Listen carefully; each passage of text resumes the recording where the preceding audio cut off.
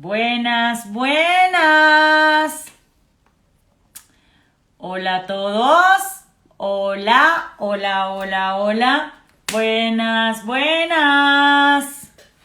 ¿Cómo andan todos hoy domingo?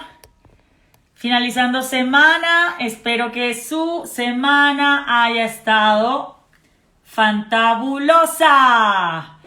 Que hayan cumplido con sus objetivos esta semana, que hayan trabajado mucho esta semana, que hayan descansado el fin de semana y que estén listos para este live en el que vamos a profundizar a petición de nuestro amado público y de nuestra respetada audiencia el tema de los clanes políticos en Colombia.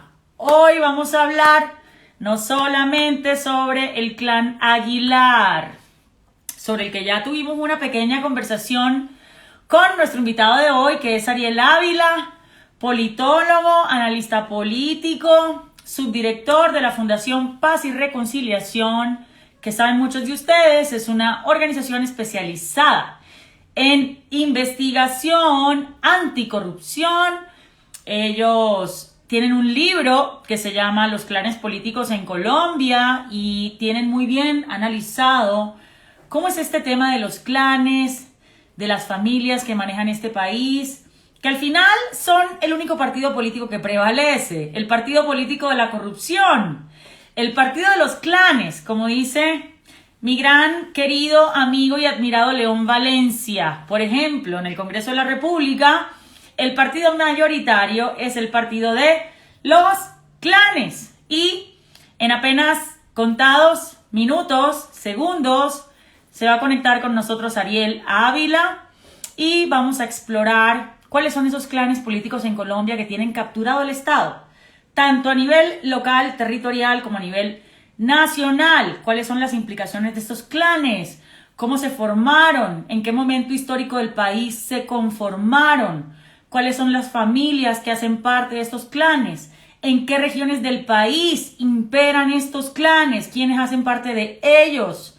¿Por qué, por ejemplo, es tan complejo que los entes de control, a saber, Contraloría, Procuraduría, Fiscalía, investigue a estos clanes y los desmantele? Esto que está pasando con el clan Aguilar es un poco exótico, la verdad, porque la norma es que los integrantes de estos clanes no caigan y la norma es que la justicia casi nunca dé con los responsables del saqueo, de la corrupción con estos clanes. Entonces, esto del clan Aguilar es por eso una gran noticia para el país, que uno esperaría, ojalá fuera punta de lanza, no solamente para terminar de desmantelar el clan Aguilar como tal, sino que ojalá esto se extendiera, hubiese una onda expansiva de la justicia hacia otros clanes políticos en Colombia. Por mencionar algunos,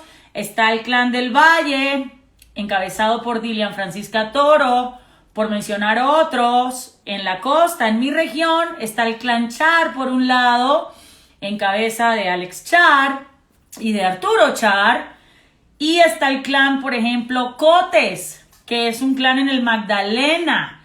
Entonces, hoy vamos a hablar de todo eso. ¿Cuál es el origen de estos clanes y por qué la renovación del Congreso, entre otras cosas, necesita, requiere y exige que la ciudadanía pues entienda cómo operan estos clanes políticos, porque estos clanes políticos son los que tienen capturado el Congreso de la República, de manera que si queremos renovar el Congreso es absolutamente necesario que desterremos del Congreso a los clanes. Y aquí está Ariel.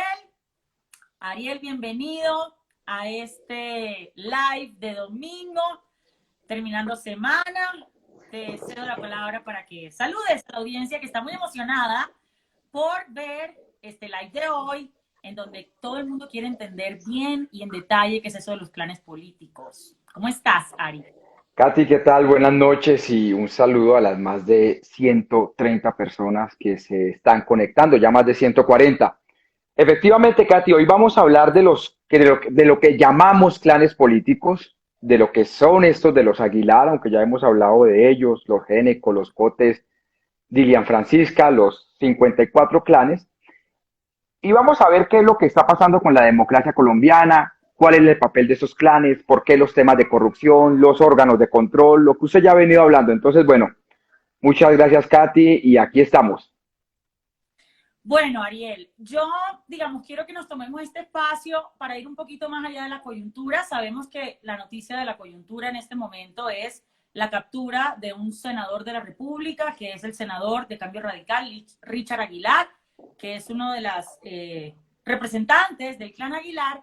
Pero para poner en contexto a la gente, yo quiero que nos vayamos mucho más atrás, Ariel, y es a la Carta del 91 y que tú nos expliques, porque pues tú eres politólogo y conoces estos temas muy bien, que tú nos expliques esto de el origen de los clanes. Es decir, hay un tema que es la Constitución del 91 que acaba con el bipartidismo y a partir de ahí parece que se conformara como un gran partido, que es el partido de los clanes. Entonces yo quiero que nos expliques eso y que la gente comience a entender el fenómeno desde allí.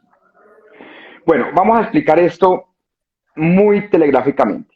Antes de la Constitución del 91, básicamente habían dos partidos, liberales y conservadores. Incluso si los que tengan los abuelos aún vivos, los papás mayores de 60 años, se van a acordar que ellos generalmente lo que hacían era, había una boletica para el Partido Liberal, una boletica para el Partido Conservador, y el que votaba lo que hacía era meter una boleta. No había prácticamente nada, el Partido Comunista estaba ilegalizado, y hubo algunas disidencias, como el Movimiento Revolucionario Liberal de López Miquelsen, etcétera, pero digamos, básicamente fue eso. En el año 78 hubo un gran paro nacional, mucho menor que el del 28 de abril, pero ese fue un gran paro.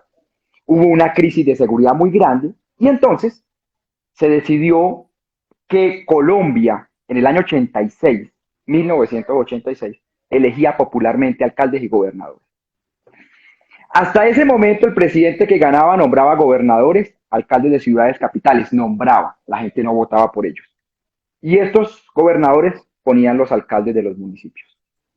En el año 86 nacieron varios partidos políticos, uno de ellos fue la Unión Patriótica. Ellos ganaron en 86 alcaldías, 88 alcaldías, de otras 134 en total por coalición, y la clase política colombiana se dedicó a matarlos. Eso es lo que se conoce como la Guerra Sucia. Y desde ese momento se establecieron unos clanes brutales que ya venían desde los 80 y que comenzaron a resistir la Constitución del 91. Y eso llevó a que hoy Colombia, un país de 50 millones de habitantes, sea gobernado por 54 familias, que a su vez unas 40 son políticas, otras son de carácter económico, y eso es lo de los clanes. Por ejemplo, durante mucho tiempo en el Cesar existió el clan Araujo, que eran los de la vaina vallenata, se metieron en la parapolítica, etcétera. Ahora está ya el clan Géneco. Entonces son clanes políticos que incluso resistieron lo que fue la Constitución del 91. Yo quiero que nos expliques, Ariel, qué es un clan, porque la gente cree que un clan es como cualquier organización de corrupción. No, un clan tiene unas características específicas. ¿Qué es un clan político? A ver, eso es muy importante, Katy, gracias por la pregunta, porque un clan político es una estructura político, puede ser de tipo familiar o no, no necesariamente, pero es una estructura política anclada a partir de un territorio local o regional y en el cual se estructuran tres cosas. Por un lado, un mando unificado, una estructura política clara de los jefes de los clanes. Por otro lado, un sistema clientelista donde se reparten el poder. Y por otro lado, un funcionamiento con el tema empresarial. Entonces, a ver, hablemos del clan Géneco. Entonces, está unos señores, una señora que se llama Cielo Géneco, que es como la matrona, y un señor que se llama Lucas Géneco, que es como el más cuestionado por haber estado en temas ilegales. El hijo de Cielo Géneco, Monsalvo Géneco, es el actual gobernador, cuestionado por múltiples cosas. Y a su vez ellos tienen representantes a la Cámara que no son familiares de él, como el señor Ape Cuello, como el señor Chichi Quintero. Y hay otro que se llama José Alfredo Géneco, que es primo, que es un senador. Y ellos a su vez participan o algunos de esos familiares en empresas que a su vez financian la estructura política. Entonces un clan es una estructura político-económica, a veces de tipo familiar, que se ancla en un territorio y que tiene un sistema de distribución de beneficios o clientelismo. ¿Cuáles serían los clanes, digamos, principales hoy en Colombia? Porque son varios y como dices tú, están muy bien anclados a su territorio y ese es el principal poder, que ellos ya tienen, digamos, unas redes en el territorio que lo tienen cooptado política y empresarialmente. ¿Cuáles resaltarías tú para la audiencia, Ariel? Como le digo, Katy, en Colombia más o menos son 54 familias, clanes, la mayoría familiares, no todos. El de Dilian es una excepción, no es familiar, por ejemplo. Pero son 54 o es semifamiliar. Son 54 clanes, más o menos 40 de tipo político. Yo le voy a poner el top 3 de los clanes. Top clanes. Sí, que es como lo que uno queda como, dice, uy, qué poder tan bestial. Entonces, el primer clan es el clan Char. El clan Char tiene a su jefe, que es Fuad Char en la vida real, que no tiene ningún cargo, es presidente creo que del Junior. Su hijo Alex Char es la cara visible, exalcalde de Barranquilla. Tienen una emisora, o tienen emisoras. Tienen al Junior de Barranquilla. Tienen un supermercado inmenso con el cual regalan comida cuando necesitan. Y la gente bromea, cada vez que el clan Char está en un escándalo, compran un jugador de fútbol y lo resuelven, o el día que, no sé, que Julio Avelino Comesaña seguramente lo van a revivir el día que se muera para ponerlo de técnico del Junior, digamos, o sea, todo eso lo administra. El clan Char tiene a una de sus alfiles como gobernadora del Atlántico, la señora Elsa Noguera, exministra. El clan Char maneja con un señor exsecretario de salud de Barranquilla, Moscoso, es el viceministro de salud. El clan Char tiene a la señora Karen Abudeim, que creo que es ministra de Telecomunicaciones y antes fue directora del ICBF. Entonces el clan Char, Abudeim, el clan Char tiene además alcaldías, es un clan importante. Entonces fíjese, tiene aparato económico, tiene aparato Tienen un político, banco, Ariel. tiene que Para los las que no campañas, saben, no solamente tienen la olímpica, Serfinanza también. Y claro. Serfinanza, por denuncia de cuestión pública, perdóname el paréntesis, denunció cómo hay una extraña coincidencia entre bases de datos de Serfinanza y bases de datos de la registraduría. Ojo ahí.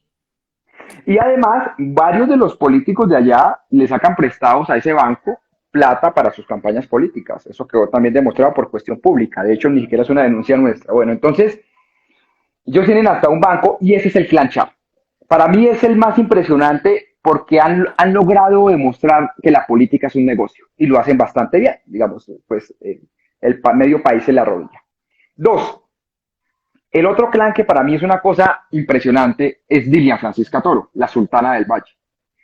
La señora Dilian Francisca Toro estuvo en unos problemas judiciales brutales, su esposo es muy cuestionado, y la señora, ella tiene un clan semifamiliar, su cuñado es Roosevelt Rodríguez, un senador del partido de la U, que es el esposo de su hermana. Además de eso, ella pone la actual gobernadora del Valle, Clara Luz Roldán, que fue directora de Coldeportes, muy cuestionada por algunos temas, sobre todo con los Juegos Nacionales, que eso fue un escándalo grande de corrupción.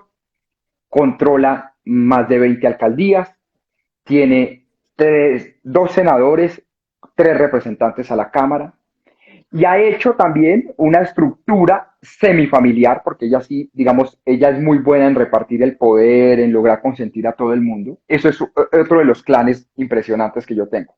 Y va a jugar muy duro en las elecciones presidenciales. Y el tercer clan, que es un clan puramente familiar, es el clan Géneco del Cesar. Que eso es, bueno, eso sí es como eso sí es la mezcla perfecta entre corrupción abierta y grosera y política de toda. Esos son como los tres. ¿Cómo será, por ejemplo, que en el caso del Ñeñe Hernández, del escándalo de la Ñeñe política, usted se acuerda que nombran a Mandarino, que es uno de apellido Géneco? Digamos, ese clan, incluso parte de esa familia mezclada en temas de criminalidad durísima, a uno de los hermanos Géneco de Cielo lo descuartizaron los paramilitares en su momento. O sea, eso es una cosa de miedo, digamos, es lo que es el clan. Son como los tres, pero pues hay para todos los gustos, colores y sabores. Hay un clan que yo quiero anotar también, que es el clan de los Cotes Díaz Granados. Y Esos ese que, además clan, digamos, esos son depredadores, Katy, esos son depredadores, lo que hicieron con Magdalena y con Santa Marta. Es un clan depredador. de toda la vida, un clan no solo mezclado con empresarios, sino con paramilitares, algunos de ellos ya condenados, muy al estilo de los Génecos. Es decir, mi región Caribe pues ha vivido tradicionalmente azotada por clanes que mezclan política con poder económico, con paramilitarismo y que efectivamente han saqueado por completo la región. Entonces quería anotar el clan Cotes porque, bueno, ese es otro bastante sobresaliente. Pero entonces ahora sí que quiero que entremos, Ariel, a la coyuntura particular que nos convoca, que es el clan Aguilar en Santander. Y digamos, decía yo unos segundos antes de que entraras, que pues es bastante exótico que la justicia logre dar con los culpables de las máximas cabezas de los clanes, porque eso casi nunca pasa. Es decir, tenemos una justicia muy ineficiente para desestructurar clanes, pero en este caso parece que la justicia llegó, no sabemos cómo, bueno, la Corte Suprema. Entonces ahondemos ya en la situación de Santander y el clan Aguilar. El departamento de Santander fue un departamento generalmente administrado por el Partido Liberal. Era como el baluarte del liberalismo. De hecho, las guerrillas liberales más importantes después del asesinato de Gaitán nacieron allá. Ese departamento tuvo tres características recientes. Vamos rápido para no aburrir a la gente. Lo primero es que, sobre todo el Magdalena Medio, se instauró Pablo Escobar, pues allá quedaba su hacienda Nápoles, y se instauró el paramilitarismo. Todo lo que fue, bueno, Puerto Boyacá, pero lo que es Landazuri, Cimitarra, hasta llegar a Barranca Bermeja. Ese paramilitarismo comenzó a participar en política. Acordémonos de Gidis Medina, que fue la consecuencia de la Gidis política. Gidis Medina era una lobista de grupos paramilitares. Primera, pues Pablo Escobar y Paracos. Segunda característica, fue un departamento donde el movimiento social fue muy fuerte por el sindicato de los petroleros. Entonces, allá siempre era un departamento medio contestatario. Y de hecho, la rebelión de los comuneros arrancó entre Boyacá y Santander, pues el Socorro, Vélez, todo eso. Y lo tercero es que Santander, a su vez, fue una de las zonas donde más prosperó las EPS después de que Álvaro Uribe privatizara el Seguro Social. Entonces, todo eso se encuentra en los años 90 y hay dos personas muy famosas. El coronel Hugo Aguilar. Hugo Aguilar es muy recordado porque es el que aparece en la foto con la pistola sobre Pablo Escobar cuando ya ha muerto. Y el señor Hugo Aguilar era el bloque de búsqueda. El bloque de búsqueda fue la estructura que dio con Pablo Escobar. Y el bloque de búsqueda era, literalmente, el brazo armado de los Pepes, pero era legal. Los Pepes, es decir, el cartel de Cali, los enemigos de Escobar, eran los que daban. Entonces Hugo Aguilar sale del bloque de búsqueda como héroe porque dio con Pablo Escobar y sale con todas las relaciones de bandidos, pues sale con todo eso. Resulta siendo gobernador de Santander. Y tenía un socio que había sido el guerrillero del M-19, también muy famoso, dueño de una EPS que llama el Tuerto Gil. Y entre los dos crean un partido que es uno de los primeros partidos que apoya a Álvaro Uribe Vélez, que se llamó Convergencia Ciudadana. Convergencia Ciudadana era un partido de ampones, era de todos para políticos. Fue tan grave que ellos eligieron 3 senadores en 2002 y les mandaron 4 a la cárcel, incluso el que perdió se fue para la cárcel. O sea, eso es, digamos, de ese nivel, es como Colombia viva en su momento. Entonces, el Tuerto Gil cae en desgracia y los Aguilar se logran posicionar de todo. El coronel Hugo Aguilar entonces distribuye su familia. Richard Aguilar fue gobernador y su hermano Mauricio Aguilar era senador. Luego se rotaron. Ahora Richard Aguilar es senador y Mauricio Aguilar es el actual gobernador de Santander. Llegaron a elegir 83 alcaldías. Hoy a ellos los apoyan 83 alcaldías. Y ellos hicieron de la política un negocio. Ellos fueron muy uribistas, por eso Álvaro Uribe les dio ese contratico tan lucrativo el Parque Nacional, el Parque ese Panachi es que se llama, yo ni sé, digamos, que es el que está ahí El de allá es el sobre Chicamocha. el Chicamocha, eso, perdónenme, ese famoso parque que fue una inversión brutal, ellos con eso se hacen populares y famosos. Y ahí comienza la expansión de este clan Aguilar. Ellos tienen su poder hoy día siendo Mauricio Aguilar, gobernador, Richard Aguilar, senador, y luego tienen representantes a la Cámara y alcaldes. Y administran todo el departamento de Santander. ¿Qué es lo particular de esta captura contra Richard Aguilar? Lo particular de esto, Katy, como lo hablábamos la vez pasada, es que no es que Richard Aguilar esté preso por un caso de corrupción. Él tiene una investigación muy delicada por los PAE, igual que su hermano Mauricio, la comida de los niños, sino es que se logra demostrar que había una oficina paralela que es la que manejaba, administraba toda la corrupción de muchos contratos, no solo de uno, que eso es lo particular, es que es una de las pocas veces donde la justicia está tan cerca del mecanismo de cómo era que se robaban la plata. Incluso, por ejemplo, en Bogotá, con el caso Samuel Moreno, todo el mundo sabe que se robaron la Bogotá, pero nadie ha encontrado el mecanismo, nadie sabe cómo es que era que circulaba esa bendita plata. Todo parece indicar que en el caso de los Aguilar sí se sabe que era una oficina paralela de contratos, etcétera, de la que estaba ahí. Ariel, pero adentremos un poquito en eso. Era una oficina paralela en donde la cabeza de eso eran la secretaria de Infraestructura, los asesores de despacho del entonces gobernador Richard Aguilar, y eran casi que los mismos funcionarios del gabinete y del despacho los encargados de amañar los pliegos de licitación para que quedaran y se ganaran las licitaciones los que el gobernador Richard Aguilar decía. Y aquí hay que resaltar una cosa, Ariel, digamos, tú y yo que estamos permanentemente pues investigando estos asuntos, sabemos que por lo general la coima que ellos exigen es del 10% sobre el valor del contrato. En el caso de Richard Aguilar no, era del 16% la coima, del 16%. ¿Y cómo se distribuía esa coima? Era el 10% para Richard Aguilar, o sea, para el gobernador, y era el 3% para las otras fichas, que son la pareja de esposos, que es la que lo delató por completo con Fiscalía y Corte Suprema, y este asesor del despacho, que era el que estaba, digamos, ahí estructurando todo. Entonces, realmente es una cosa bastante sofisticada, que como dices tú, pues es la primera vez que la justicia parece estar dando es con el mecanismo sofisticado de corrupción. Pero entonces, Ariel, aquí viene otra pregunta, y es, Colombia tiene una estructura o una arquitectura institucional en donde existe una cosa que se llama los entes de control. Los entes de control, se supone que hay unos de orden territorial o local que pues se deberían encargar de, como quien dice, descubrir esta cantidad de entuertos, esta cantidad de amañes.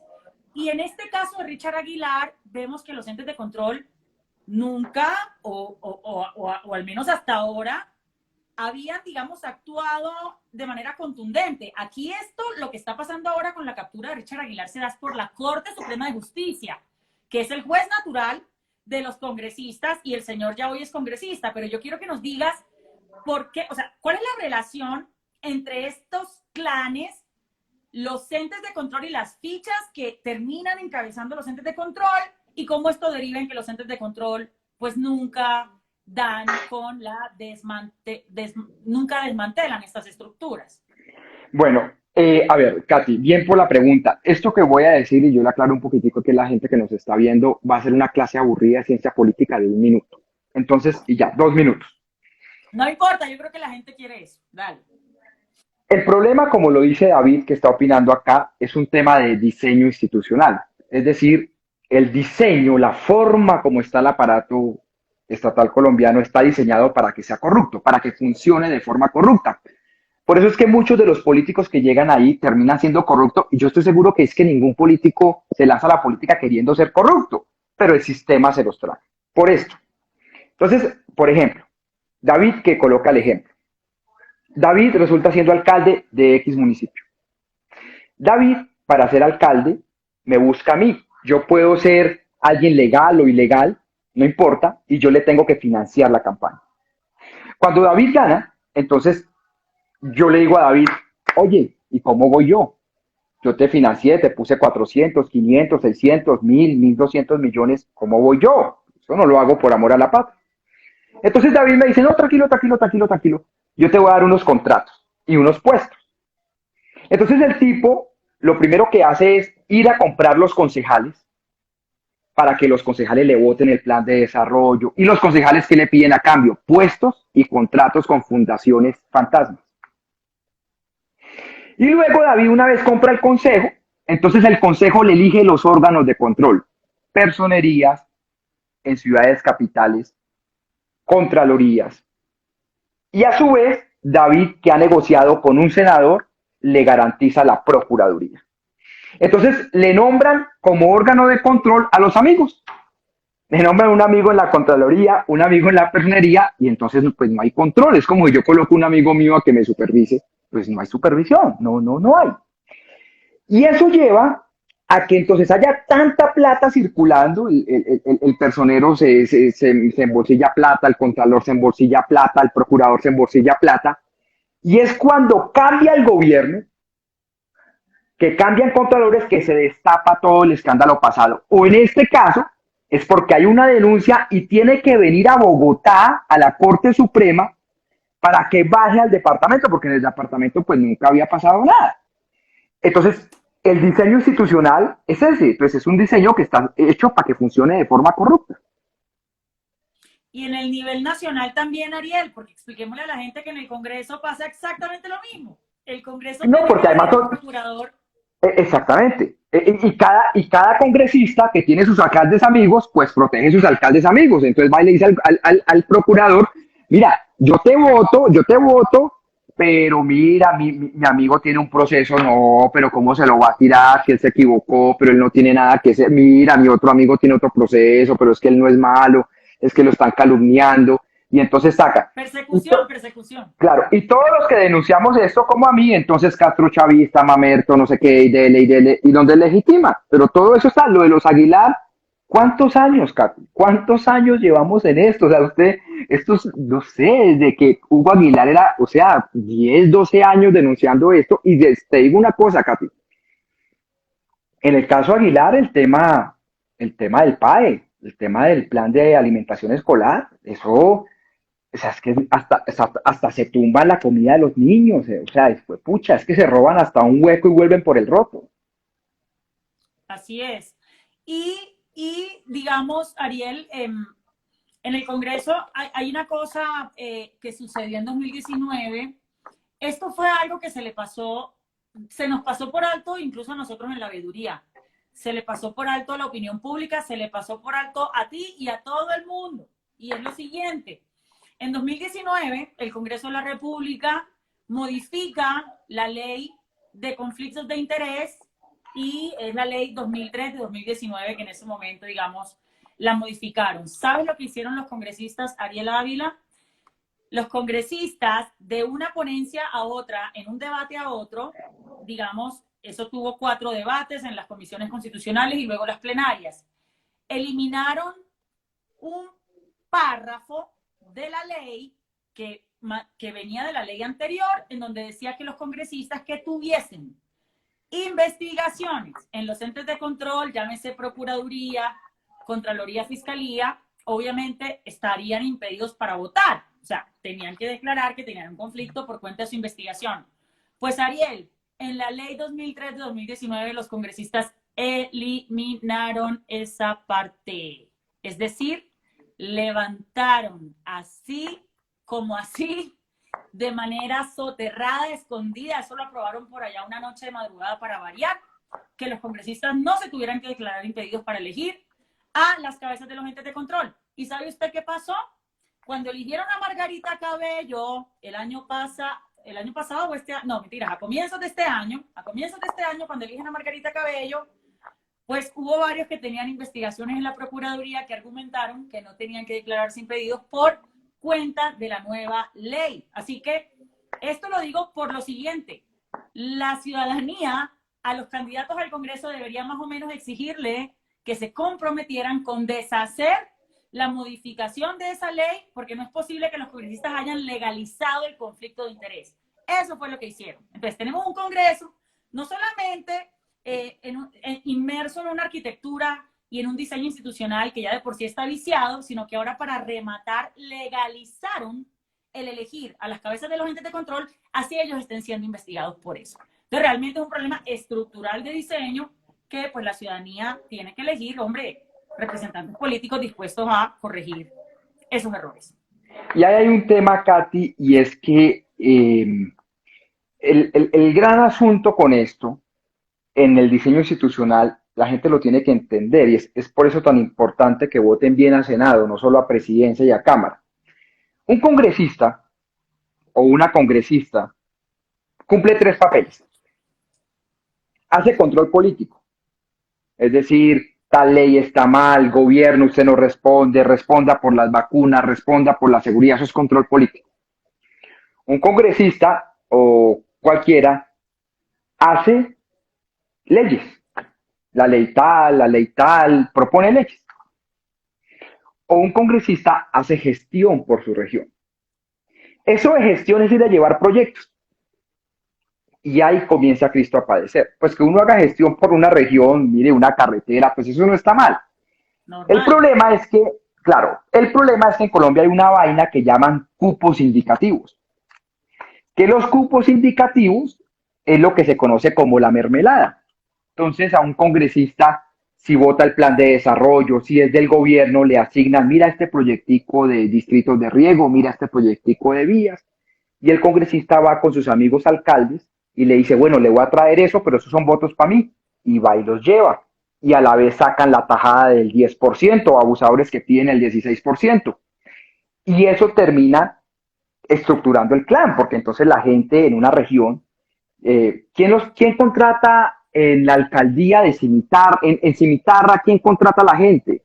La gobernación o la alcaldía, ya no hay industria, ya no hay nada, entonces la gente termina en esa hampa de corrupción.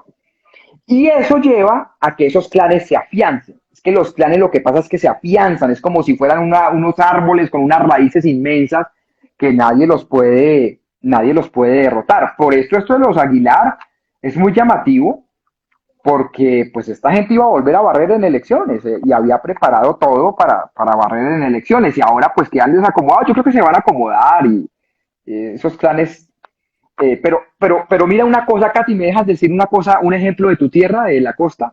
Mire, Por supuesto. esto que les voy a decir a todos los que están conectados, a las 450 personas, es: búsquelo en Google si no me creen, como dijo el candidato presidencial. Búsquelo en Google, porque no me lo van a creer. Esto es de no creer, esto es de no creer. En el departamento de Sucre había dos hermanos. Un hermano se llamaba Juan José García Romero y otro hermano se llamaba el gordo Álvaro García Romero. Esos dos hermanos se repartían el poder. Entonces Juan José García gobernaba Bolívar, donde es Cartagena, la capital, y el otro Álvaro gobernaba Sucre. Bueno, Álvaro García es el famoso que queda condenado a 40 años por la masacre de Macayepo. La masacre paramilitar, porque la instigó. El tipo se va para la cárcel y nombra a su hermana en el 2014 como senadora, Teresita García. Juan José García lo sacan por corrupción. Nombra a su esposa, Piedad Zucardi, como senadora. La condenan por parapolítica. Entonces, papá condenado por corrupción. Mamá investigada por parapolítica. No está condenada, está investigada por parapolítica. Y ahora el hijo es senador. El hijo, Andrés. Andrés Felipe García Zucardi es senador.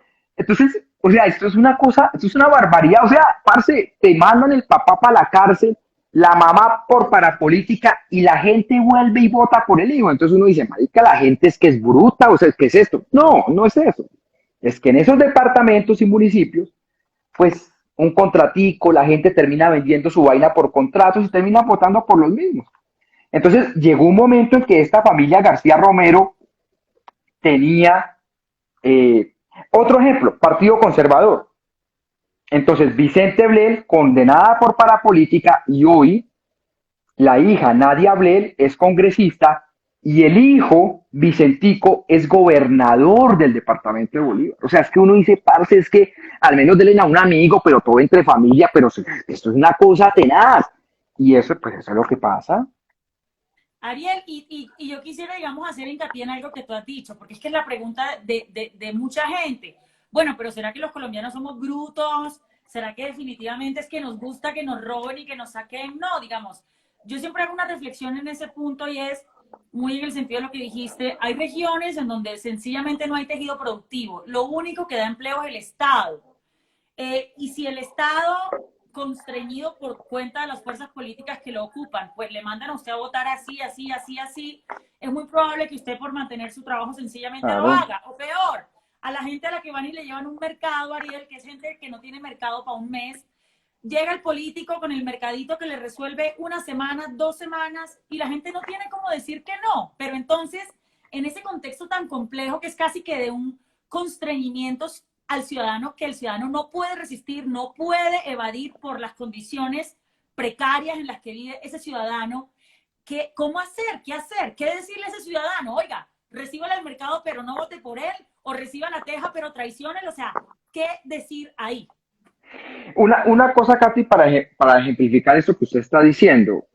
Yo conocí en Sucre un líder social de esos históricos. En Sucre fue una zona del movimiento agrario súper fuerte, allá nació la NUC.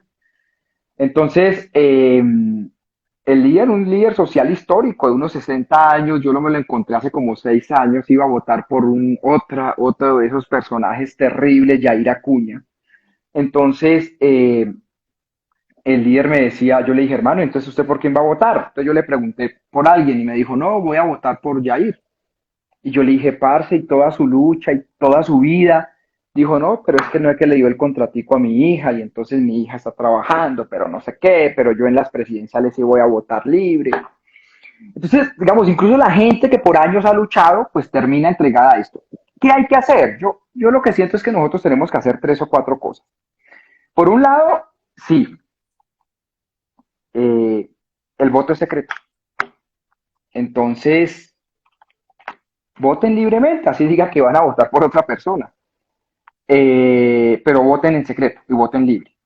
Así digan públicamente que van a votar por otra persona. Dos, las personas que tengan comodidades, digamos que tengan una pequeña empresa, que tengan un trabajo, formen veedurías, ayuden a la ciudadanía como la que usted trabaja, Katy, la de Trabaja en Vagos o la Fundación Paz y Reconciliación. Tres, hagan pedagogía, porque mucho de esto no se sabe en lo territorial. Y cuarto, denuncien. Denuncien. O sea, eso toca denunciarlo, denuncien y nosotros miramos. Pero es muy difícil, porque por eso Bogotá es tan libre, por eso Medellín es tan libre, por eso Cali es tan libre. Por eso es libre, pero esto en los municipios no, en los municipios la gente depende del contratico de turno y eso es prácticamente imposible. Es muy duro porque es un proceso casi normalizado de clientelismo. Ariel, y una condición adicional que quizás lo agrave, y usted conoce muy bien este tema. ¿Usted cree que adicional a todo ese constreñimiento ya estructural que hay, el tema de el neoparamilitarismo, que está en buena parte asociado a estos clanes y estas estructuras, esto va a revivir en las elecciones de 2022? ¿Usted cómo ve eso? Porque en teoría eso había bajado. Se pensaba que el fenómeno parapolítico estaba de alguna manera saldado, ¿no? Aunque quedaran por ahí uno que otro vestigio, pero era un tema superado. ¿Ahora usted cree que eso va a volver con la misma fuerza en esas regiones? Y además de la pobreza vamos a tener a unas disidencias y a unos neos paramilitares diciéndole a la gente y otra vez amenazándola, usted vota por este y por este. ¿Usted cómo ve eso? Mire, Katy, Colombia tiene un cuadro generalizado de deterioro de la seguridad. Esto es innegable. Pues junio, ¿cómo arrancó? Un atentado al presidente, un carro bomba en Cúcuta, decapitamientos, descuartizamientos. Y sí, el gobierno del presidente Duque prometió hacer trizas el acuerdo de paz y pues ahí están las consecuencias, digamos. Y esto no se va a solucionar en el corto plazo. A mí la gente me dice, hoy estaban preguntándome la gente en Soacha, Y entonces implementamos el proceso de paz, ¿no? Pues ya esto se metió, tuvimos una oportunidad y se metió. Entonces, primero, decirle a la gente, vienen unos meses, va a ser muy duro de aquí a junio del otro año, después va a bajar un poco, pero pues nos esperan 4 o 5 años de una violencia ahí complicada, medio normalizada. ¿Qué es lo que pasa? Que es el miedo mío, Katy. Hay una crisis económica. Entonces las empresas yo creo que no van a financiar campañas políticas como recurrentemente lo hacen. Y como hacer política cuesta tanto, sobre todo en esas regiones, entonces eso significa que los políticos van a acudir a narcos para financiar campañas políticas. Y eso a su vez va a llevar a una filtración muy grande de recursos económicos. Y eso a su vez va a llevar a una filtración de grupos armados ilegales. Entonces yo sí estoy muy preocupado porque creo que no hay controles para la financiación de campañas, porque la gente a uno le dice, no, es que vamos a blindar las elecciones el día de elecciones. El día de elecciones ya casi no hay violencia, ese no es el problema, el tema es cómo se financian las campañas. O sea que, mejor dicho, vamos a tener a la mafia otra vez metida con todo, pues, en las campañas. No. Es muy probable, pues yo no soy adivino, pero es probable que eso pase por la crisis económica que hay, es muy probable. Bueno, Ariel, volviendo al tema de cómo evitar que estos fenómenos en la contratación, en las licitaciones, sirvan como mecanismo de saqueo al Estado, porque es que esta gente llega con el chip de saquear. Hay una propuesta que siempre ha estado gravitando, pero que estaba incluida en la consulta anticorrupción, pero el Congreso finalmente no ha podido sacar bien eso adelante, y es lo de los pliegos tipo. Es decir, que los gobernantes en los procesos licitatorios casi que tengan que tener unos pliegos estándar que apliquen para todas las licitaciones de ese sector, de manera que ellos no puedan hacer esto que hacen siempre, que son las licitaciones sastre o a la medida de un contratista. ¿Usted cree que eso es una solución? ¿Usted cómo ve eso? A ver, yo creo que aquí hay varias cosas por hacer. Una de esas que sí es muy importante son los pliegos tipo. Para explicarle a la gente rápidamente, el tema del PAE, Plan de Alimentación Escolar. Ahí generalmente lo que se hace es una vaina sastre, se forman unas especies de consorcio, los consorcios van y negocian. Entonces lo que se dice es, no, es el pliego para los PAE, es el mismo para todo el mundo. Y eso hace que la selección, la escogencia, sea estandarizada y ahí sí no se pueda meter la mano para favorecer a uno o favorecer a otro. Entonces sí, efectivamente los pliegos tipo son un mecanismo. Ahora, no es la solución, no es la panacea, no es, pues mejor dicho, lo último, pero sí es un pasito más. Es decir, hacer los pliegos tipo sí va a hacer un poquito más difícil la corrupción. Pero a eso hay que hacerle más cosas. Yo diría, la Procuraduría y la Contraloría hay que acabarlas, crear una sola institución de control disciplinario, pero dos instituciones, eso hay que acabarlo. ¿Yo qué diría? El Consejo Nacional Electoral hay que cambiar la forma como se eligen los magistrados, no pueden ser los partidos políticos, hay que darles dientes regionales, es decir, hay que hacer muchas cosas, los pliegos tipo es una cosa. Pero además, así fusionáramos la Procuraduría y la Contraloría en una sola entidad, la cabeza no puede ser elegida por el Congreso. Es que es algo que nosotros todo el tiempo decimos desde la veeduría Trabaja en Vagos. ¿Cómo así que los congresistas eligen al procurador o al contralor que son quienes los van a investigar? Eso definitivamente no tiene ningún sentido. Y yo, que soy pro Constitución del 91, defensora acérrima, eso sí es una reforma que hay que hacerle a la Constitución y hay que hacerla urgente. Por ejemplo, Katy, una cosa, Katy, aquí que la gente nos está preguntando. Mira, Colombia es un país de forma increíble. Colombia no tiene tribunal electoral. Colombia es un país que no tiene tribunal electoral. O sea, y la ve cuando la creación de un tribunal electoral se propuso en el marco del acuerdo de paz para hacer más transparentes las elecciones.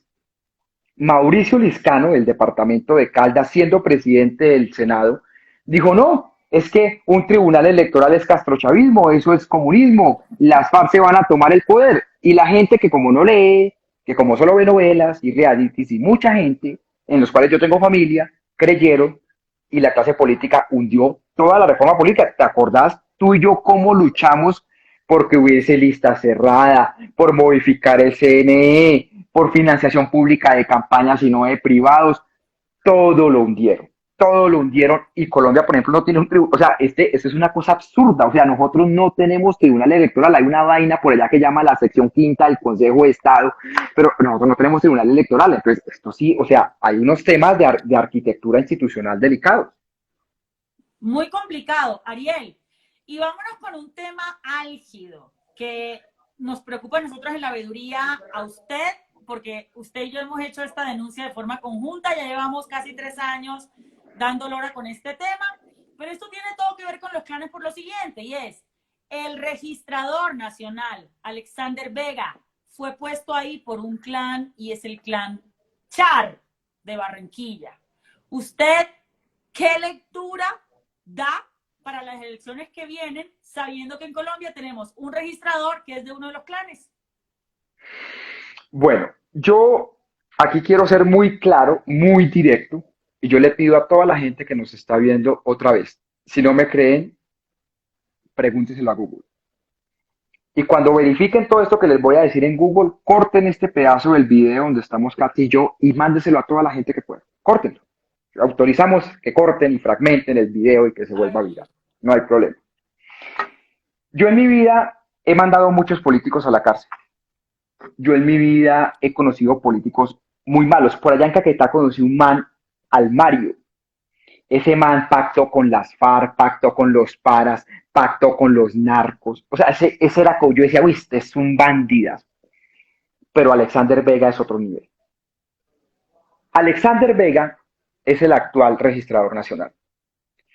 Alexander Vega tiene grabaciones por 200 minutos con Otto Bula y el ñoño Elías hablando del tema Odebrecht. Alexander Vega está acusado de vender sentencias cuando fue presidente del Consejo Nacional Electoral. Por mil Alexa doscientos millones de pesos el fallo. Alexander Vega participó en una cosa que se llama el Pacto del Silencio, para engavetarle a Santos y a Zuluaga la investigación por Odebrecht. Como premio, el gobierno Duque le dio a Carlos Camargo la Defensoría del Pueblo. Ese bobito que aparece en un video diciendo salió esto mal en un en vivo, ese bobito era del CNE y el gobierno, por haber engavetado a los Iván Zuluaga, que ahora va a ser candidato del Centro Democrático, le dio la Defensoría del Pueblo. Y a Alexander Vega le dieron la registraduría. Eso es Alexander Vega. O sea, yo, en lo personal, yo estoy muy preocupado por el tema de transparencia electoral. Muy preocupado, porque ese señor, y además el señor es de los Char. O sea, los Char tienen registrador. Le hicimos una denuncia hace un tiempo mostrando cómo cambió registradores y todo. Entonces aquí hay que prepararse para cuidar los boticos y cuidar las elecciones, que todo el mundo sea testigo electoral, que miremos lo de los jurados electorales, que le hagamos auditoría a los software electorales, pero lo de Alexander Vega es muy complicado. Y nosotros tenemos, y con esto termino, Katy, qué pena me alargué, un sistema electoral, un órgano electoral también que es un órgano electoral hecho para que no funcione. Entonces no tenemos tribunal electoral, sino hay una sección quinta del Consejo de Estado. El Consejo Nacional Electoral no tiene plata ni regionales, entonces nadie mira quién financia las campañas. Hay una vaina que llama de cuentas claras que todo el mundo lo puede pasar por encima. Y el registrador, la registraduría, expide cédulas, inscribe cédulas, organiza elecciones, lidera el conteo de los votos. O sea, una sola institución hace todo. Entonces sí, es un tema muy complicado, claro que sí. Ahora, yo no estoy hablando mal de los funcionarios de la registraduría, yo aclaro, yo pues allá conozco gente decente y todo, pero sí es muy complejo, muy, pero muy complejo que Alexander Vega sea registrador de Colombia. No, yo le digo, hay muchos funcionarios de la registraduría, así como de la fiscalía, porque eso está pasando mucho en la fiscalía, que están en contra del registrador y en contra del fiscal, porque los mismos funcionarios adentro de la institución están denunciando lo que está haciendo. Pero yo quiero recordar una cosa, Ariel, que nosotros desde la veeduría fuimos tan insistentes, pero tan insistentes. En diciembre del año pasado, esto nos ganó ataques de, mejor dicho, de Raimundo y todo el mundo, y era lo siguiente. Nosotros decíamos, no le crean al registrador Alexander Vega su promesa del nuevo software electoral que va a cambiar el software, que eso ahora va a venir Raimundo y todo el mundo, que vamos a tener tecnología de punta para que todos los partidos puedan auditar en tiempo real el escrutinio. Nosotros les dijimos, no le crean a este registrador, no se le puede creer y eso no es cierto. Pues le voy a decir una cosa, increíblemente este registrador logró convencer a facciones políticas como por ejemplo la Colombia Humana. Y en ese momento vimos a algunos congresistas de la Colombia Humana haciendo videos con el registrador abrazados, diciendo, no, qué maravilla este nuevo código electoral, esto es la panacea. A hoy, ¿cuántos meses después? 7 meses después, 8 meses después de aprobado el código electoral, no se ha contratado el software. ¿Y qué dice el supuesto nuevo código? Que por lo menos 6 meses antes, la nueva estructura de software tiene que estar tan bien montada que ya los partidos y todos los veedores y demás, pues 6 meses antes de las elecciones puedan comenzar a hacer las auditorías que corresponden. Yo les quiero decir, es muy probable que eso no se contrate.